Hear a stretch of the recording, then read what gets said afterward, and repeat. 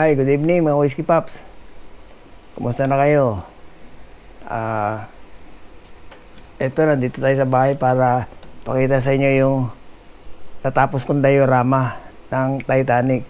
Pero bago lahat, babasa muna tayo ng ating good news for today. In today's reading, Matthew 25 verse 37 to 40. Whatever you did for one of the least of these, you did for me. Matthew 23 verse 40. Lord, help me to overthink serving others. Sometimes the small simple things mean more than you'll ever know. And help me to remember that whatever I do for others, I'm doing for you. We serve Christ when we serve people. Yun po mga Whiskey Pops, napakamagandang good news para sa araw na ito. So, as I was saying, eto na yung diorama ng Titanic, RMS Titanic, na 1:400 scale by Academy. Pero bago ko ipaliwanag yung mga features niyan, samahan nyo ako, magpintura tayo sandali para Oscar Kilo. Pintahan muna natin to. Sabay. Ano ba yung pintura mo na yan, Whiskey? Ito, bali yung base nito, pipintahan ko siya ng royal blue na kulay, acrylic royal blue. So, sandali na at hanapin natin yung pansikwat natin. Nawawala pa. Yun.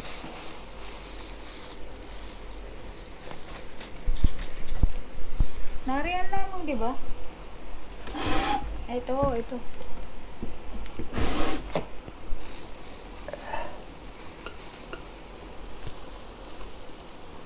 Mahirap pa.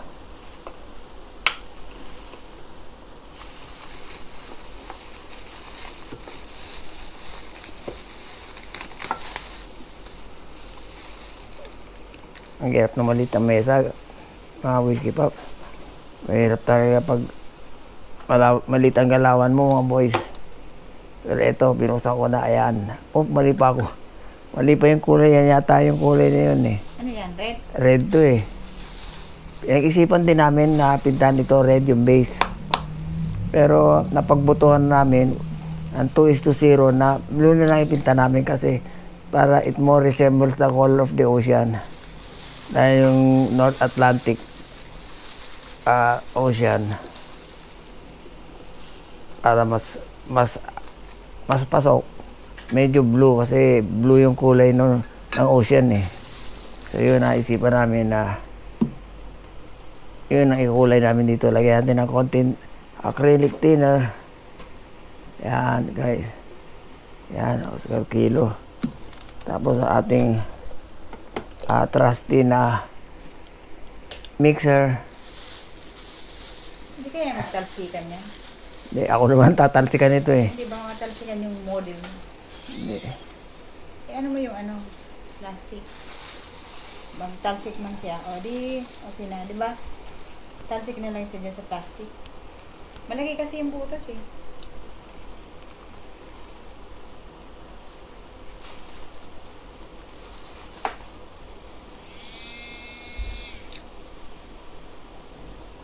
Masyadong tikang pintura, mga Whiskey Pops. Hirap na hirap yung mixer ko. Hirap na hirap eh.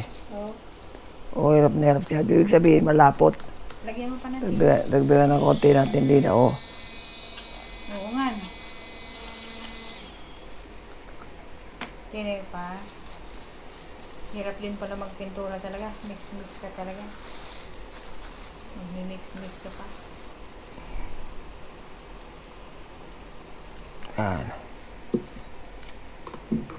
Hindi ko malaman yan mga boys kung ilan drops ng paint yan eh, pero bahala na. Here goes. Yan, hirap na hirap umikot mga Whiskey Pops. Guys, ang hirap umikot nitong mixer ko. Buti ba kamayin ko na lang to. umiikot, akala mo lang hindi. Ayan. O mahina pag dito na sa ibaba. Hindi, sa ilalim ay siya, oh. Kasi malalim siya, eh, oh. Diba? Galaw mo din naman, siyempre. Okay na. Okay na kaya, halo na kaya ito? Halo na ba?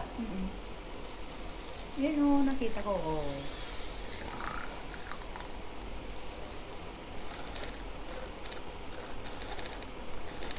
Pag mga palang pintura, hirap na hirap umikot yung aking mixer, oh. Yan, pag nasa taas, oh, tingnan nyo guys, oh. Pag nasa taas, ang bilis umikot. Pero once na pinasok ko na rito, dito sa lata ng pintura, ikot na siya ng konti. Tapos yun, hihina, mabagal. Yun. Siyempre, nandiyan na sa loob nito. Okay, tigilan na natin to. At walang mangyayari dito. Pintura na.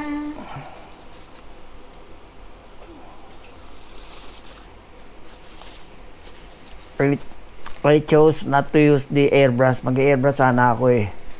Pero naisip ko na mas maigi na yung brush para mas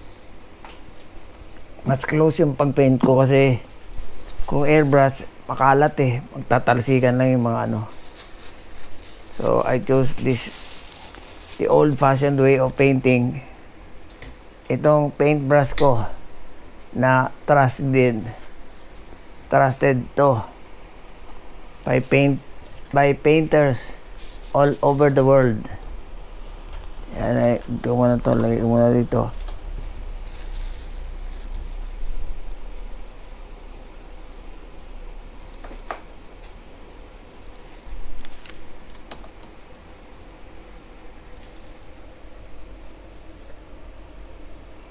Wow, Oscar Kilo yan, Lucifer. Ayan. Ipintahan na natin siya. Mag-airbrush na sana ako eh, pero napag-isip ko na ito na lang gamitin ko. Manual paint brushing. Manual brush na lang para Oscar Kilo. Okay? Yan. Yan. Ito palang Titanic. Nabasa ko a bit of history. This is 882 feet long. Ang haba niya. Tapos ang height niya from waterline up to the dipole antenna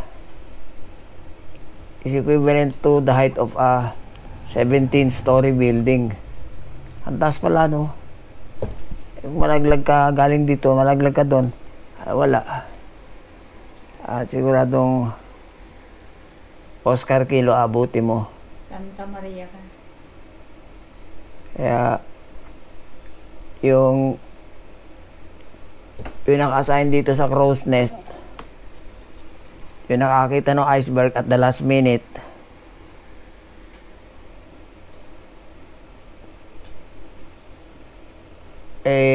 kinabahan din siya dahil sa kanya yung responsibilidad nun eh. Yung pala, it turned out na yung palang naka-assign doon sa crow's nest, meron palang susi sa binoculars yan. Kasi especially night time, para makita nila maigi kung ano yung mga approaching objects. Meron silang binoculars. So makikita din nila yan under the sun. Under the moon. Pero nangyari, wala silang binoculars kasi yung may hawak ng susi ng binoculars, si Second Officer Mr. Blair, Tony Blair yata yun eh. He held the keys of the cabinet. He was supposed to turn it over to the night shift, the next shift. Hindi niya naibigay yung susi. Kaya that's also a reason na sinisisi ng marami rin yung pagtama nitong Titanic sa iceberg sa North Atlantic Ocean. Dahil kung may binoculars daw yung nakawatch doon sa crow's nest, biro mo, makikita niya na kahit papaano, kahit malayo, kahit na medyo malapit na, ano pa ito, makakaikot pa siya, makakaiwas siya sa iceberg. Kasi actually nung makita nito yung iceberg, nung makita niya yung iceberg, the Titanic had only 37 seconds to react. From the time they saw the iceberg, they had only 37 seconds to react. So kita mo yung that amount of time na allotted to you para ma-steer mo yung Titanic away from the iceberg. Gipit na sila doon. So that was one reason kaya although they had steered the ship a little, tumama pa rin siya sa iceberg. So marami mga factors, yung mga factors. Tsaka meron pa isa pang sinasabi ng Titanic investigators na that's why the reason why they missed they missed hitting the iceberg was because of a phenomenon known as light refraction. Napagkagabi nakikita mo yung reflection ng iceberg doon sa tubig. Alam ko merong phenomenon na ganun eh. Hindi ko lang masyado alam yung principle nun or yung reason to explain the light refraction. Pero those are also one of the factors mentioned doon sa board inquiry doon sa Titanic na lumubog noong April 14, 1912.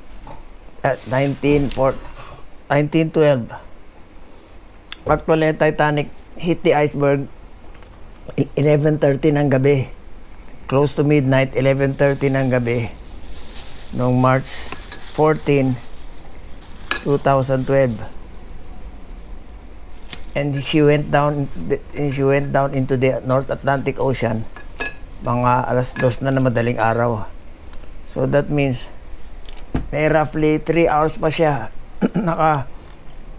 was afloat before she sank into the bottom of the Atlantic Ocean, North Atlantic Ocean, with freezing waters.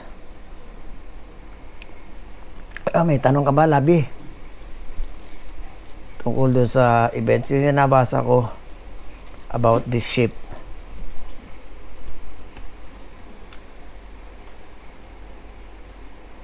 Ang tanong ko dyan, bakit yung kapitan na tulala na? Di ba dapat yung kapitan siyang nagdidesisyon ng lahat? Yung kapitan si E.J. Smith ordered full speed doon sa sa barko, sa Titanic. Nagkagulo tuloy yan. Magulo Because ito si Mr. Ismay. Mr. Ismay yung may bigote na lalaki doon sa movie Titanic. Yung si Mr. Ismay, siya yung chairman ng White Star Line. He wanted to make headlines by arriving in New York early. So inudyukan niya yung kapitan si E.J. Smith to increase the speed. So ito naman si E.J. Smith, medyo siguro nagpapasiklab din.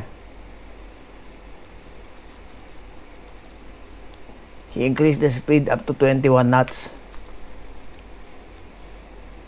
So nung nakita nila yung iceberg, mabilis ang takbo ng Titanic noon. Full speed ahead. Kaya nung nag-order ng full astern yung kapitan, it was too late. Nag-reverse yung propellers ng Titanic para to help slow down the speed. Pero because of the momentum Malakas na yung bulusok ng barko eh. Hindi na nakuha. So yun, tumama rin siya. Dumaplis. Yan pala na Titanic na yan. Unang paglayag niya yun, ano? Unang pagbiyahe niya. Yun Oo. yung last. No? Oh, itong unang Unang paglayag niya dyan unang biyahe ng unang biyahe niya. Yun na rin ang huli. oh, yung maiden voyage ito ng Titanic noong March 31 to 1911. It hit an iceberg on April 12, 1914. So, roughly 1 year siya nag-sail bago siya tumama sa iceberg. Sa pagmamadali ni A.J. Smith, Captain A.J. Smith, siyempre hindi na. Yung board inquiry hanggang doon na lang kasi Captain A.J. Smith was not seen. His body was never recovered. Kaya yun, kasabihan tayo sa high seas na as captain of the ship, you should be the last person to go down. Kaya inasikaso din niya yung evacuation sa lifeboats ng mga passengers. And by the way, yung main reason, one of the main reasons why maraming namatay ay dahil itong Titanic holds 20 lifeboats, but in reality it should hold 60 lifeboats to accommodate all passengers, the 2,200 passengers during an emergency. O yun, hindi so kinulang. Tapos nung sa laki ng barko na ito, 20 lang talaga yung ano. Kulang talaga. Kulang nga yan eh. Dahil ang katwiran ng White Star Line ng mga nakapunta doon, parang cluttered daw pag maraming lifeboats. Masikip, may congestion. Kaya pinatanggal yung mga lifeboats. Instead of 60, they only put 20. Dahil ang katwiran naman nila, matibay yung barko. Unsinkable daw to. Di ba sa movie Titanic, sabi ni sino ba yung karibal ni Jack? Unsinkable ship daw to. God cannot sink this ship. Sabi gano'n. Kaya yun. Parang punishment sa sinabi niya, no? Oo nga eh. Bumalik sa kanya lahat. Inano pa niya yung God.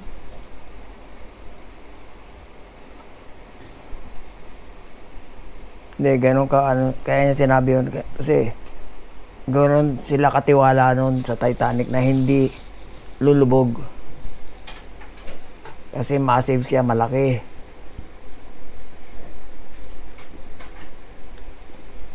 Ano yan? Double coat yan? Hindi na, baka kabila naman siguro. Kabila naman siguro. Pero guys, ayusin ko muna to ha. Kung tayo kaya labi,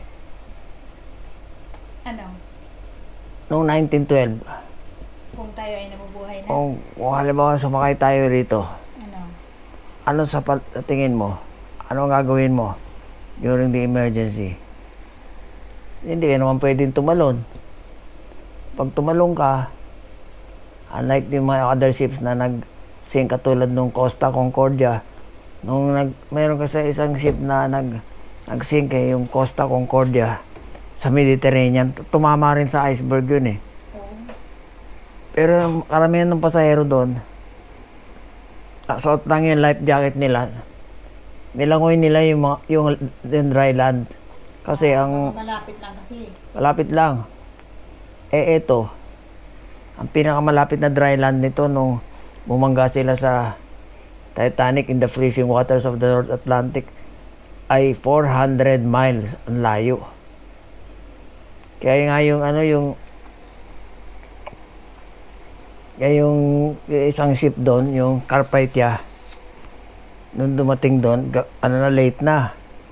Wala na nga yung ship eh.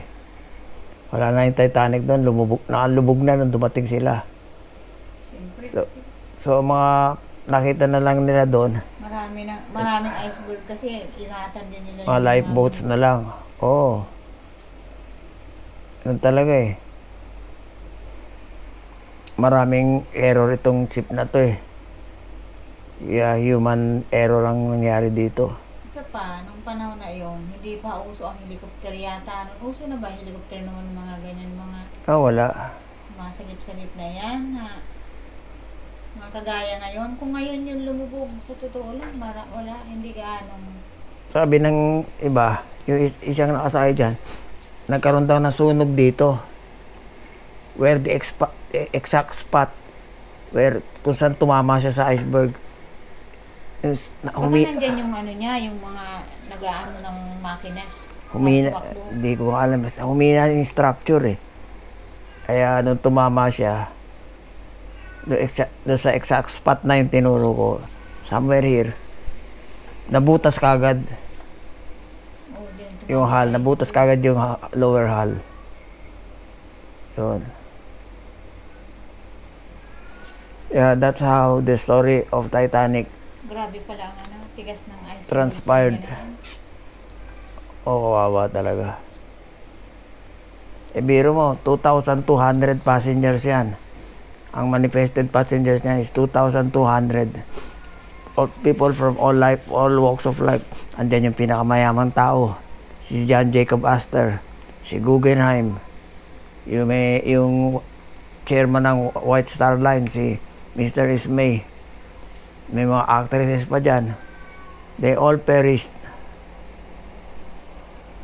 Yun si Ismay, nabuhay yun eh. Oo, kasi bigla siyang sumakay doon sa Pagdating naman niya sa Amerika, nung na-rescue siya, sinisi siya ng kumpanya. Kasi, bakit siya kagad sumakay sa lifeboat na marami pang women and children doon sa on board the ship. Kaya, sinisi siya. Kasi ang order ng captain, si E.J. Smith, yung ano yan eh, yun ang dictate ng law of the sea. Pag mayroong gano'n, mayroong mga gano'n, lumulubog ang ship mo, ang unang ililigtas mo ay women and children. Women and children first. So si Mr. Ismay, siguro baka nangarayom din siya dahil sa ngarayom talaga. Kahit sino mga ngarayom. okay. Sumama na kagad siya. Pinakita niya na napanood niyo yun, nandun yun, nasa movie yun, si Mr. Ismay. Nung sumakay siya doon na pasimple lang siya sumakay doon. Disimulado lang pagsakay niya ron para hindi siya mahalata. Pero nakita nung nung officer ng Titanic na nung binababa na yung lifeboats. Hindi, paglingon niya, nakasakay na sa lifeboat. Kasakay na, hindi na niya inano kasi chairman ng White Star Line yun eh. Pero mali pala yun. Kasi kahit sino ka pa, kasi ang law of the sea dictates that when a ship is sinking, the first thing you should do to save your passengers is to put your passengers in lifeboats. Women and children first. Yun. Yun, nadali siya ron. Kumbaga sa sabong, nangarayom yun. Mr. Ismay. Parang bangungot yun. Oo. Parang bangungot sa kanya yun. Palagi niya yung maalala, makikita niya yung... After Titanic sank nga, nung nasa Amerika na siya, hindi na siya nag-deal sa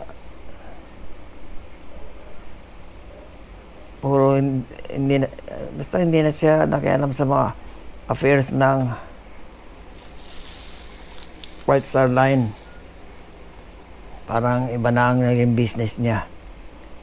Naglaylo muna siya para hindi siya mapuna.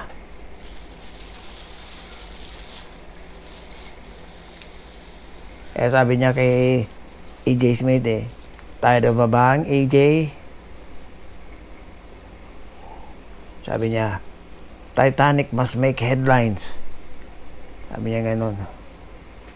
Kaya gusto niya makarating sa New York ng maaga para ma-surprise yung mga press people at sabihin nilang Titanic is the fastest ship dahil nakarating siya sa New York Harbor ng mas early ahead of schedule. Yun. Eh, hindi nila alam. Yung first voyage, the very first voyage would be the last voyage of the ill-fated RMS Titanic when it sank to the bottom of the North Atlantic freezing waters.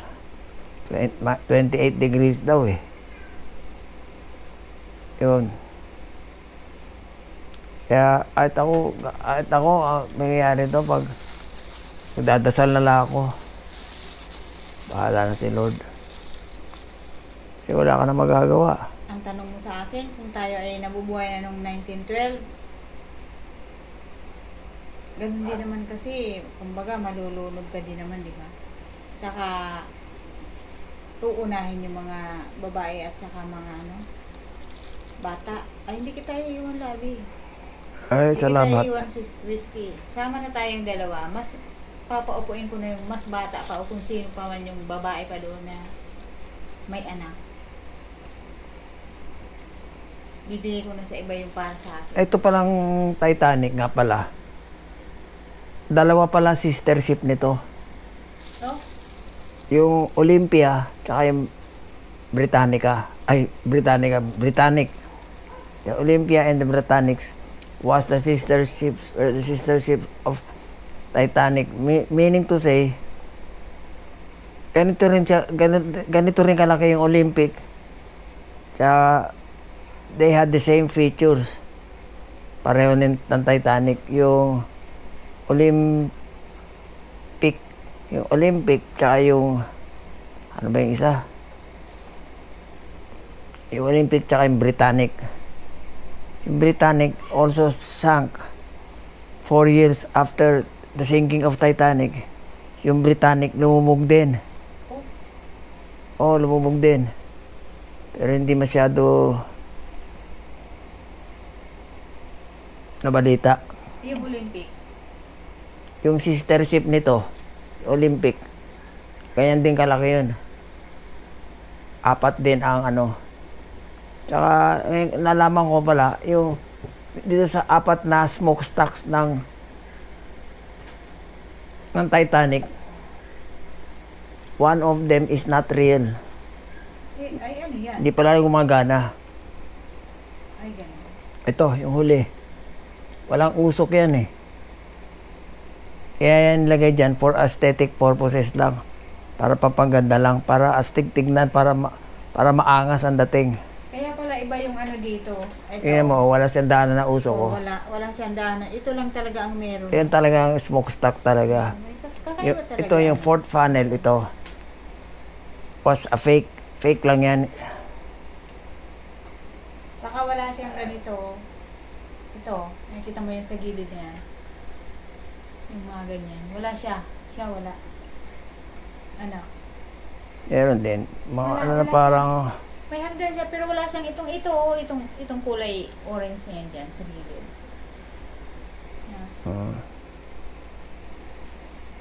Ang tawag dyan? Parang label label ng parang pansukat. Kasi during the time, yung mga early 20th century, yung mga steamer, yung mga luxury passenger ships, 4 talaga yung funnel niya, 4. Para astig ang dating, para mas maganda ang dating.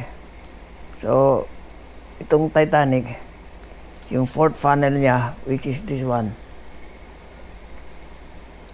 wala namang usok na nalabas dyan. Kasi hindi siya gumagana. Yun.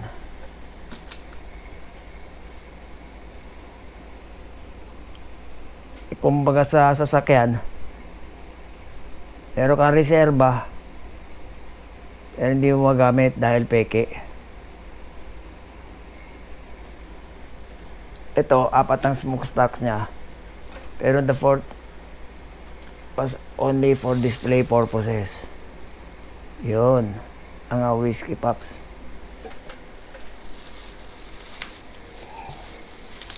Tapos na dyan?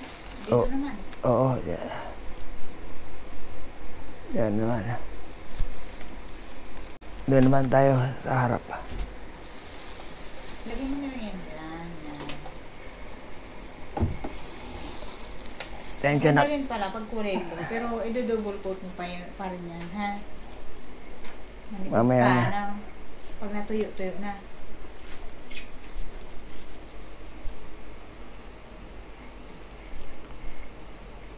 Yan.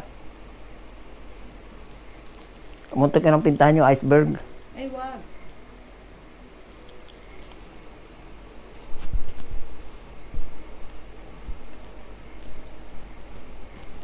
Ganda ng pagkagawa ko niyan. Pala, by the way, ang materials na ginamit namin dito sa diorama was yung plywood. Binili namin ni Labi sa hardware. Pinakat namin doon.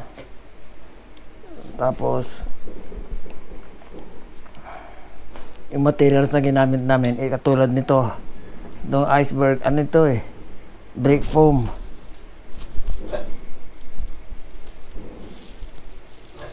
Break foam yan na kinortehan mo na lang. Madali naman kortehan yan pwede mong kortehan yan.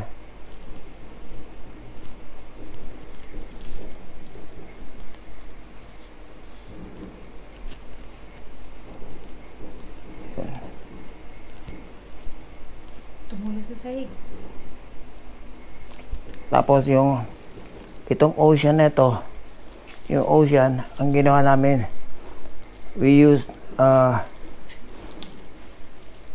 gloss clear. Ang una ko nilagay dyan, yung Epoxy resin. Hindi. Gloss clear. Hindi ako gumamit nun Gumamit ako ng yung Gloss clear, tapos tissue. Yung epoxy. Epoxy clear. Oo, Epoxy yan. resin. Hindi lang. Yan ang ginamit. Na clear yung Tapos, clear. Nilagyan ko ng tissue, medyo mababa siya. Saka hindi gaano Kaya yung sabi mo, lagay ko ng dyaryo. Yan. Ginawa kong dagat yung dyaryo. At nilagay ko siya ng 5 beses ng tissue dito. Kaya nagmukha siyang alon. Yan. Nagmukha siyang alon. Yung tissue paper lang yan. Tsaka Tapos yung pininturahan mo na. Pero sa gitna nito pala, merong yung plaster of Paris. yung plaster of Paris. Para magdikit siya, yung sa ilalim at saka yung sa ibabaw. Ito. Para magdikit yung dyaryo at saka yung nilagay ko sa ilalim. Yan. Para Oscar Kilo.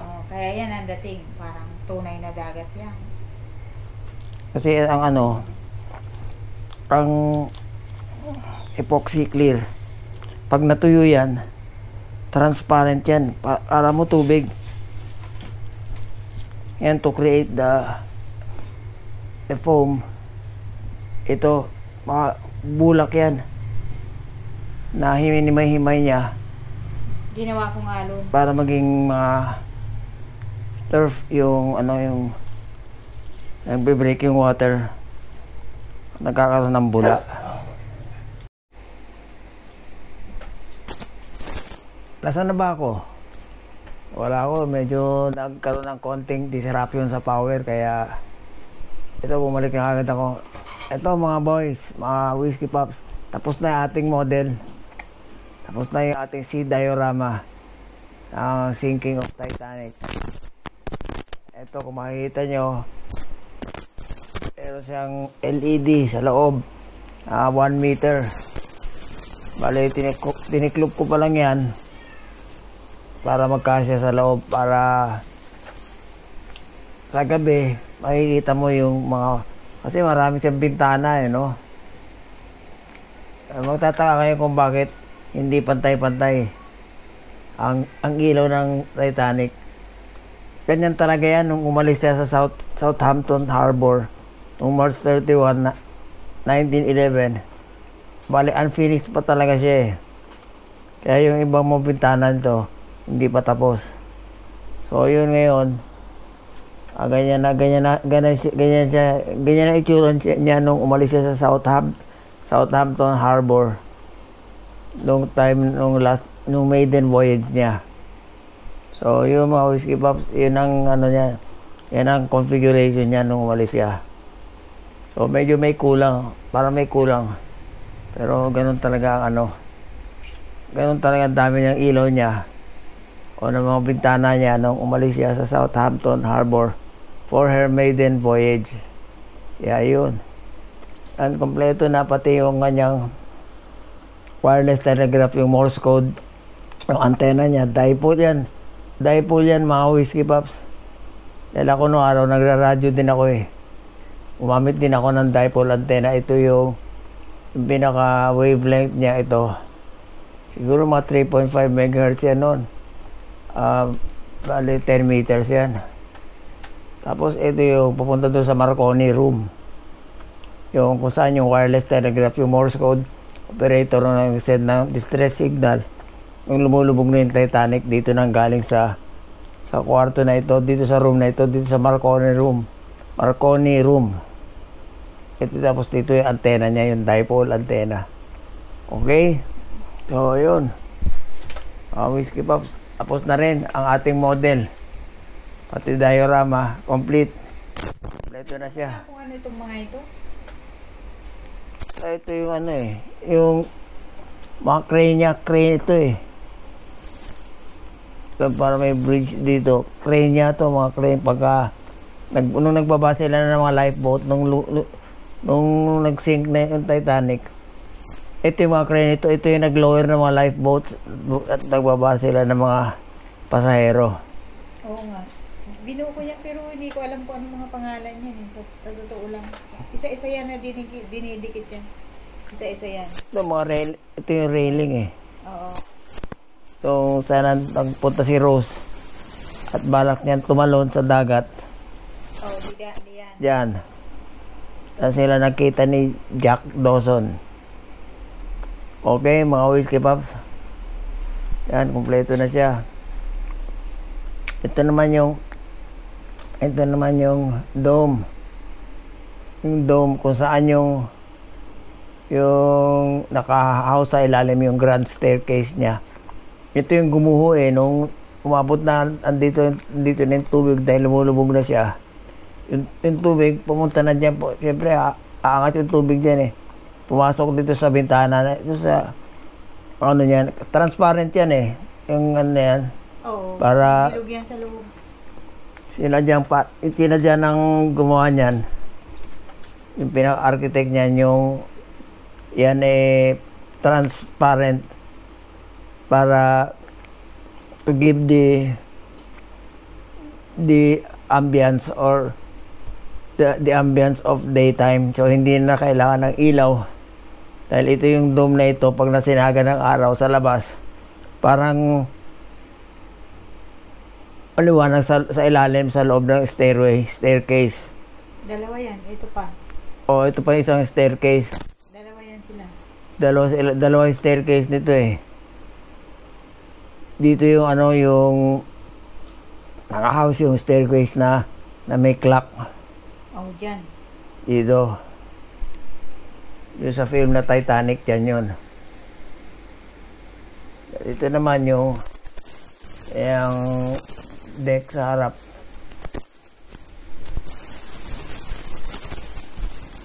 At dito naman yung yung ladder niya papunta doon sa crow's nest, yung dalawang sailor na Titanic na nagbabantay. Supposedly nakakita ng iceberg pero nakita nila malapit na. Tapat na nila, so hindi na naka-react yung ship. hindi na nakaiwas kahit na naka full astern na yung propellers, dapat umatras, hindi na kinaya kasi yung momentum ng ship napakalakas. Kasi itong weight nito is 46,328 tons, itong passenger ship na ito. So hindi na kaya ng propeller niya paatrasin siya o magpreno dahil full speed siya 21 knots Kaya kahit i-apply mo yung full astern na command doon sa engine room, hindi na siya maka-atras, hindi na niya mapigilan yung takbo, mapreno yung dating ng yung ship kasi napakabilis na ng momentum. O yun, mga Whiskey Pops, isang maiksing kasaysayan ng Titanic yan. So itong paggawa ng diorama na ito, ito, mahirap ang paggawa ng diorama. Ito yung final touch nito. Nag-apply ako ng ng clear gloss dito, pero prior to that nilagyan namin yan tissue paper muna, tapos yung waves na yan were created by this toilet paper tsaka yung wood glue para ma-create itong waves. Nung nakaporma na, to add the clarity or the crystal surface of water, pininta namin ng tawag na clear gloss lacquer. Yan, para pag nung natuyo, ganyan na siya, clear. So mga tatlong coating din to para ma-achieve to, kasi sa unang coating hindi gagalilitaw yung pagka yung clarity ng waves. Yan, makintab na parang basa, wet look. So you have to apply another coat of clear gloss. So bali tatlo. Tapos the final coating there, lagay ka uli ng tissue paper, tapos another clear gloss, yun yung final. Yan ang lumabas. Kitang-kita na yung mga alon. So yun, ito makikita mo yung waves niya, yung mga ripple na waves niya, yung kanyang turf niya, yung tawag ko this, yung parang splash niya was made creating the use of cotton. Yan, para to make it appear that Titanic was halted by the iceberg, kasi tumama na siya Nung tumama siya, medyo nag-veer siya sa left side na ganun, dahil nasasira na yung momentum niya pumihit siya ng konti, kaya nagkaroon ng wave dito. Kaya kung mapapansin mo, mas mataas ang halon dito Tumaas siyang konti yung level ng tubig doon sa kabila ng ocean, kasi parang siyang tumulak ng pagganon nung tumama siya doon sa iceberg na yon. Kaya ang wave pattern niya papunta ron medyo mataas yun. So all in all, I'm happy with the results. At Oscar Kilo, pwede na ito, maganda. Ano sa tingin nyo, mga Whiskey Pops? Okay na ba to? Oscar Kilo na ba to? Oscar Kilo na yan. Tapos yung ilaw, ayun. So sa gabi, pag pinatay mo yan, maliwanag. Patayin natin yung ilaw. Patayin natin yung ilaw. Subukan natin patayin ng ilaw. Kasi alam mo, ang Titanic, 11:30 ng gabi tumama sa iceberg yan Yun.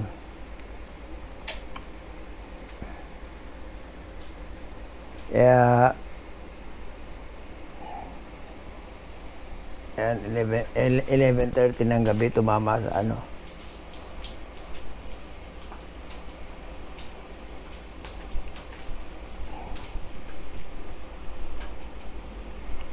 Yan masyado na madilim eh. Yan masyado na siya madilim. O, dyan sa side na yan, o. Alam mo. Yan. Parang ganyan. Nung tumama ang iceberg, sa ice si iceberg, 11:30 ng gabi. Maghahating gabi na nun eh. Narilim talaga. Tapos it took about 2 hours before the great ship sank in the South Atlantic Ocean. So, mga alas 2 na madaling araw ito lumubog sa dagat. Yan. Kaya yung remaining passengers na nasagip dyan, siguro out of the 2,200 passengers na kasama ng ship lumubog, mga 700 doon sa ang naligtas. 700 lang out of 2,200. So this will show you the box, the Academy 1:400 scale. So this is the length of the box. Kasi haba siya ng halo. Kasi itong hal nito, the hal is one piece. One piece lang yan. Unlike the other models, yung Rebel, the hull consists of 2 parts. Pinagdidikit yun. Ang kagandahan dito, mas madali ang assembly nito kasi yung hull nito is one piece lang. So, ang intindihin mo lang, yung mga nasa ibabaw ng mga decks, yun na i-assemble mo. The hull is one piece. So, you can concentrate more on the upper decks. Yun. And you can see here, there should be a French flag here, owned by White Star Line. There was another company during that time was in direct competition with the White Star Line, and that was the North American Cunard.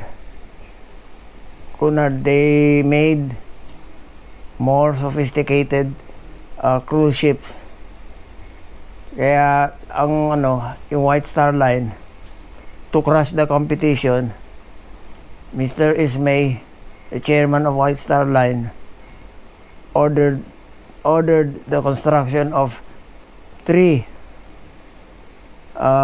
cruise ships, passenger ships, the Olympic, the Titanic, and the Britannic. Yun. Kaya may mga Nick, may mga C sa huli. Oo.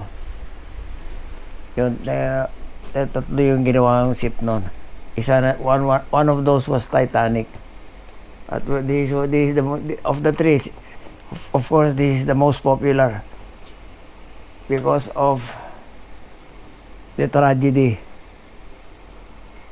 that befell this majestic vessel. So,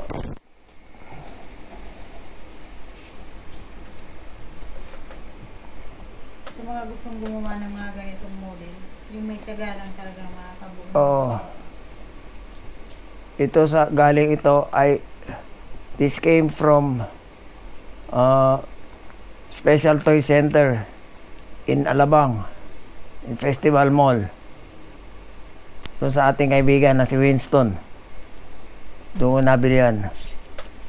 And the other Titanic, the large one, the most sought after size of the Titanic nowadays is the 1:200 scale.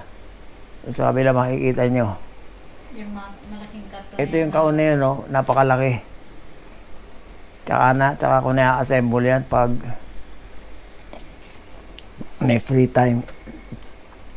Namo, nung nag-retire ako last July, mas naging busy ako kaysa nung may trabaho ako. Busy ako dito sa pag-assemble ng mga kits na ito. Kasi kaganahan ka mag-assemble. Kasi you have all the time. And if you have all the time, the patience and the effort to do and assemble these models, kasi wala ka nang iintindi at wala ka ng trabaho. So ito na pinaka-trabaho natin, mga Whiskey Pops. Assemble ng armor. Sooner or later, I'll be coming up with dioramas of armor. American armor, German armor, and possibly Russian armor. Ano naman kaya yun? There is I'm now in the process of building this one. Bukas nga pala, papakita ko sa inyo yung finished model of my Bandai R2D2 and C3PO. Matagal na rin hindi ko pa na-feature yan eh. Ito siya, mga Whiskey Pops. Yan. C3PO sa R2D2 made by Bandai. Ina-assemble din siya, but this is a snap-on ang assembly lang nito. Wala kang gagamiting cement or whatever glue here. So this is purely snap-on. At ano rin siya, maganda rin siya, detailed din. Actually matatapos na, nandiyan sa kabila, display ko na doon sa display case ko eh. Pero sa ibang araw, i-feature ko rin yun. Ginawa ko rin siya ng diorama. Si Labi ang gumawa ng diorama on the planet, yung Tatooine. Sa Star Wars, mayroong planet na Tatooine. Yun, andun sila. So, yun lang mga Whiskey Pops. I think that would be all for now. One thing, that is the final model. Hirap nito. Malit ang galawan.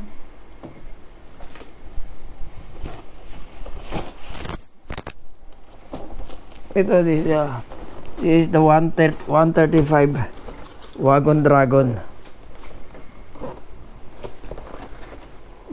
US 40-ton tank transporter. Ganito siya, mga Whiskey Pops. Ganito siya pag natapos, oh.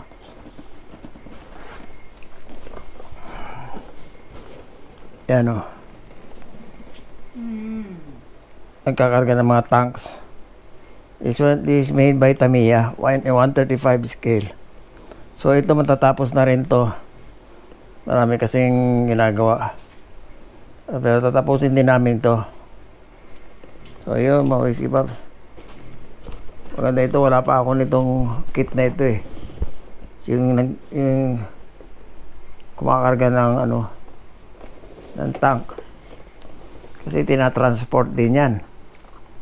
Kasi during wartime, pag tinatransport yan, lalo sa mga cities, kasi tanks cannot be driven in highways, in roads, in city roads, sa mga roads natin. Hindi pwedeng i-drive yan kung saan eh. Sa city, kasi siya eh, ibang vehicle yan eh.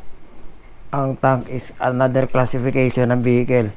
So sinasakay dito, tinatransport to the headquarters or to the base or to any place where there is action. So yun, mga Whiskey Pops. Very exciting din ito. Sarap din mag-assemble nito. Kasi yung mga na-assemble kong tanks, pwede kong ilagay dyan. Yan, mga tanks ko dyan. Pwede siya ikarga dito. Yan, para kargahin. Yan, mahaba ito. Ang haba ng bed niya mula dito hanggang doon. Kaya Yun. Pag natapos to, this would be a very exciting kit. Yun.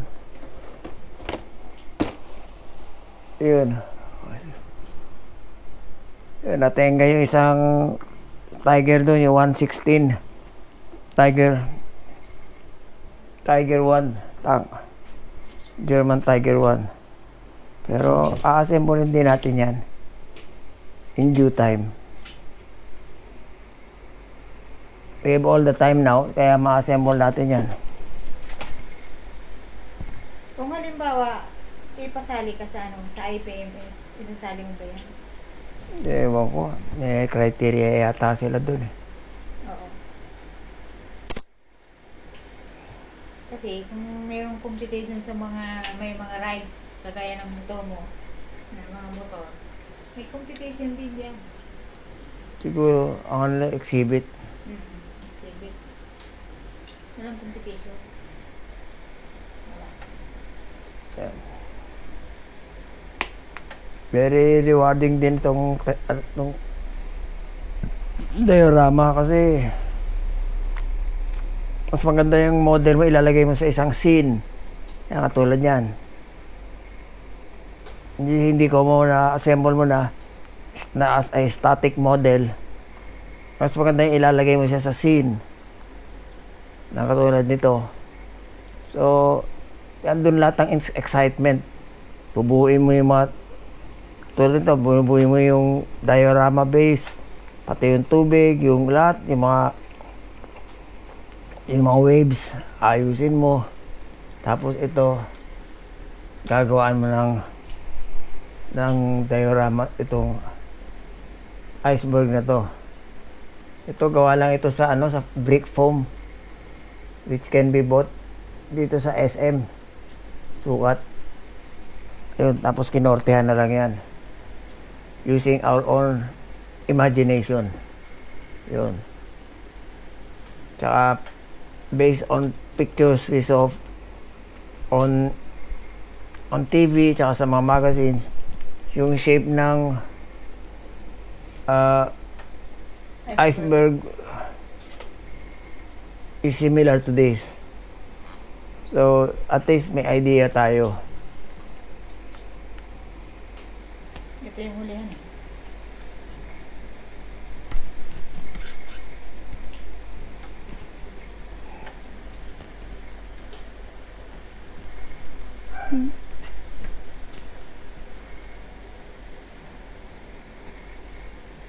Okay, so I think this is all for today.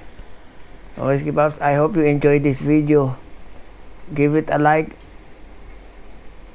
a thumbs up, or subscribe to my channel. Thank you very much. God bless. I'll see you again on the next vlog. Take care.